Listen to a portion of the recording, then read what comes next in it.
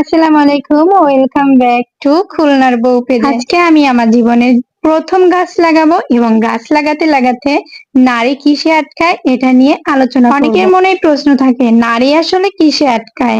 নারী আটকায় আদরে, যত্নে, ভালোবাসায়, বিশ্বাসে, শ্রদ্ধায়, প্রশংসায়, প্রায়োরিটিতে আর সহযোগিতায়। আচ্ছা, নারী কিসে আটকায় সেটা তো বলে দিলাম, এবার বলবো নারী কিসে পালায়।